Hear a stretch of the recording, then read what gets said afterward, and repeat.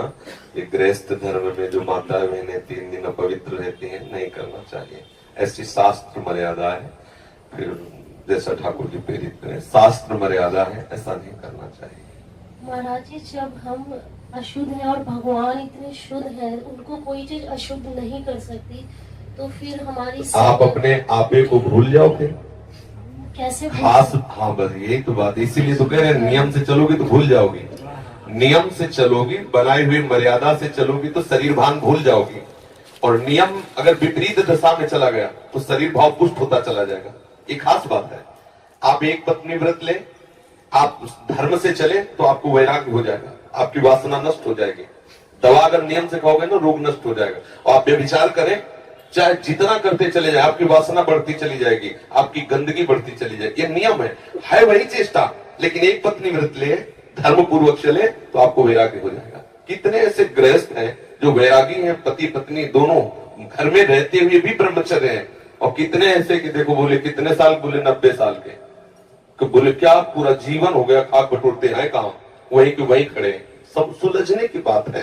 तो इसलिए हम पहले शास्त्र आज्ञा पालन करें तो परम पवित्र प्रभु हैं और हम उनके परम पवित्र अंश हैं, ये बात समझ में आ जाएगी। और जो शरीर अपवित्र है उससे हमारा राग खत्म हो जाएगा। अभी शरीर अपवित्र है, शरीर अपवित्र है तो हमारा भाव भी अपवित्र है, क्योंकि हम शरीर से युक्त हैं।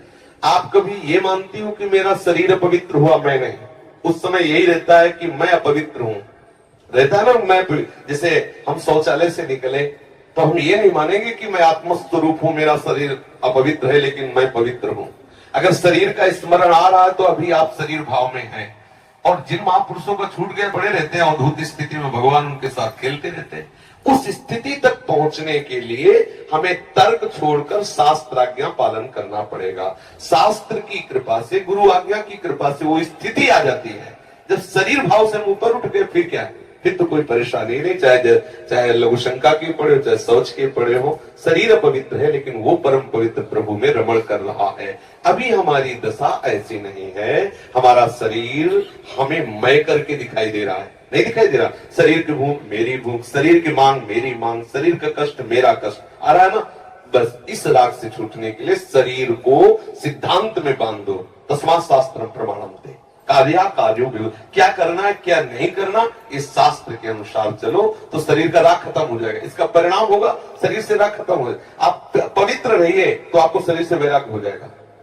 ये खास बात है। शास्त्र की आज्ञा पालन कीजिए तो आपको शरीर संसार से वैराग्य हो जाएगा। और शास्त्र के विरुद्ध चलिए तो आप रागी हो जाएंगे, आप आसक्त हो जाएंगे। ये आपको दंड होगा। शरीर संसार की आसक्ति वही तो आपको जलाती, वही तो आपको जन्म मृत्यु के चक्र में फंसाती है। समझ गए बच्चा? अच्छी, जब हम भगवान के लिए प्रसाद नहीं बना सकते, उनको भोग नहीं पवा सकते बच्चा, इसीलिए इस शरीर से घृणा करनी है कि धिक्कार है ऐसे शरीर को जो प्रिया प्रीतम से बिलक करता है। तभी तो शरीर से राग खत्म होगा। ये अपवित्र शरीर जो हमें प्रभु के सेवा से छुटवा दे, ऐसे शरीर से क्या राग करना। धीरे धीरे शरीर के प्रति हे भाव हो जाए। जन्म मृत्यु जरा व्याधि दुख दोषानुदर्शनम, भगवान ने गीता जी में कहा। शरीर के प्रति हे भाव होने लगता है, क्या बलमूत्र का भांड है, छोड़ो इससे राग। धीरे धीरे धीरे वो अपने स्वरूप में स्थित हो जाए। अभी इतना ममत्व है शरीर में, कोई ऐसे छू ले तो एकदम ऐसा नहीं होता। तुमने हमें ऐसा कितना अपना मय पद है। अगर हम ठीक सिद्धांत से चलेंगे तो हम बहुत जल्दी लाभ प्राप्त कर लेंगे। जहां हमारी स्थिति है हम बात उसी स्थिति की करें तो हम बहुत जल्दी आगे बढ़ जाए। होता क्या, हम लोग बात करते हैं छत की और अभी बिल्कुल 100 हाथ गड्ढे में खड़े हैं। बात ये है, शरीर से हमारा संबंध बहुत घनिष्ठ हो चुका है। इतना हो चुका है कि शरीर से हम संबंध किए, ये शब्द भी गलत है। मैं ही शरीर हूं ऐसा है। आप देख लो, कभी दर्पण में तिलक लगाते समय सोचा कि शरीर के मस्तक पर तिलक रचना कर रहे हैं? नहीं।